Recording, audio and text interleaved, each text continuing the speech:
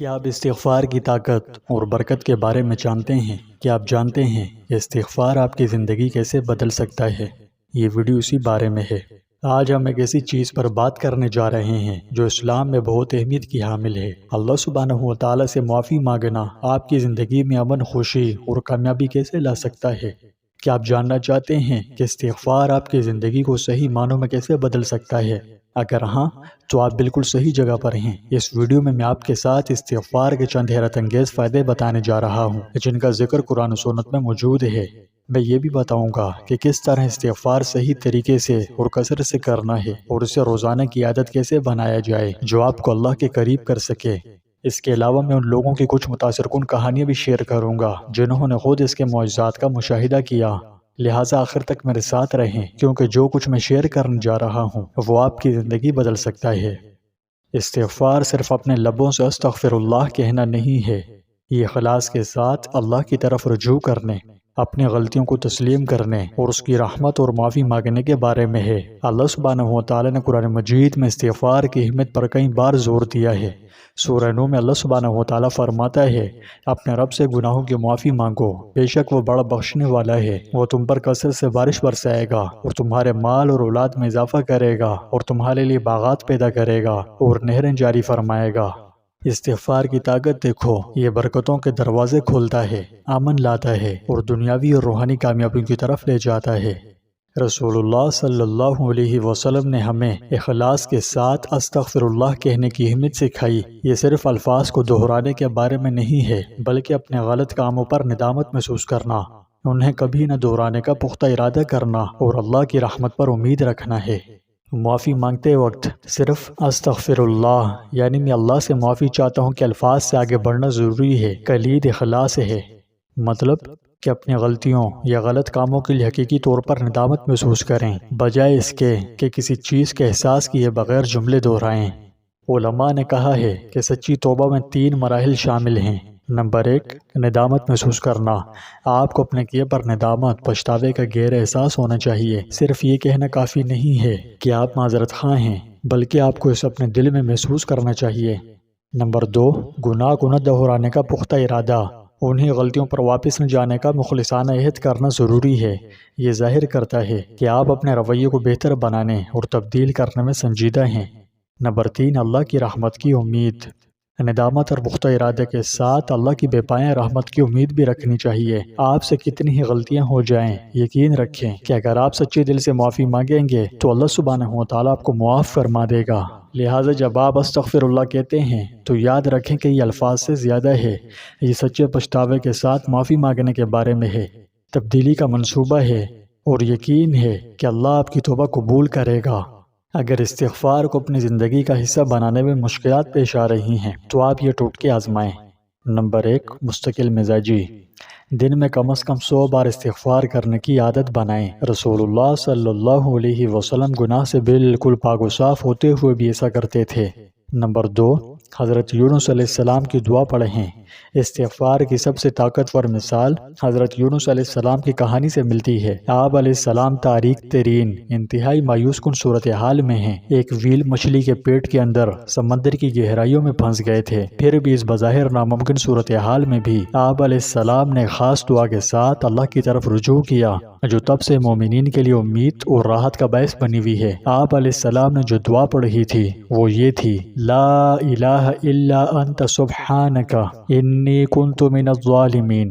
اے اللہ، تیرے سوا کوئی معبود نہیں، تو پاک ہے، بے شک میں ظالموں میں سے ہوں۔ یہ دعا اللہ کو محبوب ہے اور اسے سکون ملتا ہے جو ایمان کے ساتھ پڑھتے ہیں۔ یہ مختصر لیکن طاقتور دعا 3 اہم چیزوں کو تسلیم کرتی ہے۔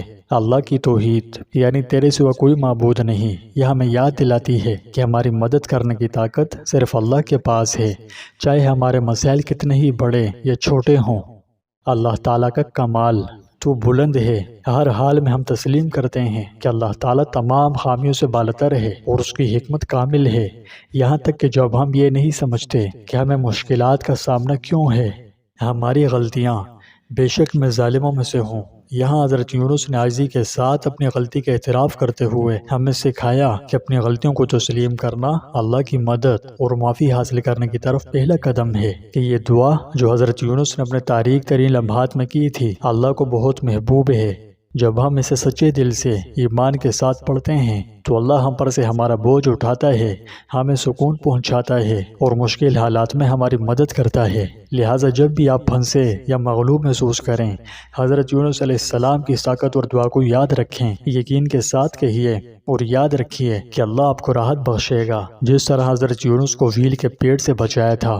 نمبر 3، نماز کے بعد۔ ہر نماز کے بعد استغفار کی عادت ڈالیں۔ یہ نہ صرف ہمارے دلوں کو صاف کرتا ہے بلکہ ہمیں دن بھر اللہ سے جوڑے رکھتا ہے۔ پیارے دوستو، اب میں آپ کے ساتھ کچھ کہانیاں شیئر کرتا ہوں کہ کس طرح استغفار نے لوگوں کی زندگیاں بدل دیں۔ امام احمد بن حنبل رحمۃ اللہ علیہ کا ایک مشہور واقعہ ہے۔ ایک دن سفر کے دوران آپ نے ایک مسجد میں پناہ مانگی، لیکن گارڈ نے آپ کو داخل ہونے سے منع کر دیا۔ اس کے علاوہ کوئی چارہ نہ ہونے پر انہوں نے مسجد کے باہر سونے کا فیصلہ کیا۔ ایک نانبائی جس نے آپ کو دیکھا اور آپ کو اپنے گھر رہنے کی دعوت دی۔ جیسا کہ امام احمد نے نانبائی کا مشاہدہ کیا، انہوں نے دیکھا کہ وہ آٹا تیار کرتے وقت مسلسل استغفار کہہ رہا تھا۔ امام احمد نے اس سے پوچھا کہ تم اس کثرت سے استغفار کرتے ہو، کیا کوئی فائدہ بھی ملا؟ نانبائی نے جواب دیا، اللہ کے فضل سے میں جو کچھ بھی مانگتا ہوں وہ مجھے دیتا ہے، سوائے ایک چیز کے۔ امام احمد نے پوچھا کہ یہ کیا ہے؟ نانبائی نے کہا کہ امام احمد بن حنبل کو دیکھنا ہے۔ امام احمد مسکرائے اور فرمایا، خدا کی قسم میں احمد بن حنبل ہوں، آپ کا استغفار مجھے آپ کے پاس لے آیا ہے۔ سبحان اللہ! استغفار کے معجزات کو دیکھیں، یہ ناممکن کو ممکن بنا سکتا ہے۔ ایک اور مثال ایک ایسے شخص کی ہے جو انتہائی غربت میں رہتا تھا۔ ایک عالم کے مشورے پر وہ کثرت سے استغفار کرنے لگے۔ آہستہ آہستہ لیکن یقینی طور پر اس کی حالت بہتر ہوئی، اسے اچھی نوکری مل گئی، اس کے قرض ادا ہو گئے اور اس نے برکتوں سے بھری زندگی گزاری۔ پیارے دوستوں، استغفار صرف ان لمحات کے لیے نہیں ہے جب ہم کوئی غلطی یا گناہ کرتے ہیں، یہ ہمارے روزمرہ کے معمولات کا حصہ ہونا چاہیے۔ اللہ ان لوگوں سے محبت کرتا ہے جو کثرت سے توبہ کرتے ہیں، اس لیے آپ استغفار کو اپنی زندگی کا لازمی حصہ بنا لیجئے۔ صبح و شام کا معمول بنائیں، اپنے دن کا آغاز استغفار سے کریں، سونے سے پہلے اپنے دن کے اختتام استغفار کے ساتھ کریں۔ اس کے علاوہ جب بھی آپ مغلوب ہوں یا تناؤ محسوس کریں تو استغفار کیجیے، آپ دیکھیں گے کہ یہ آپ کے دل اور دماغ کو کیسے پرسکون کرتا ہے۔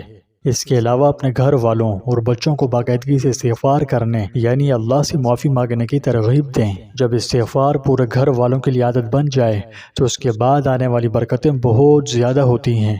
تو میرے پیارے بھائیوں اور بہنوں، استغفار صرف ایک لفظ سے بڑھ کر ہے، یہ تبدیلی کا ایک طاقتور ذریعہ ہے، امن کا ذریعہ ہے اور اللہ کی رحمت اور برکت حاصل کرنے کا ایک طاقتور طریقہ ہے۔ یہ آپ کے دل کو ٹھیک کر سکتا ہے، آپ کے دکھوں کو دور کر سکتا ہے اور اسے دروازے کھول سکتا ہے جن کا آپ نے کبھی تصور بھی نہیں کیا تھا۔ ہماری آپ سے التماس ہے کہ اس ویڈیو کو دوسروں کے ساتھ بھی شیئر کیجیے تاکہ وہ بھی استغفار کی برکات سے مستفید ہو سکیں۔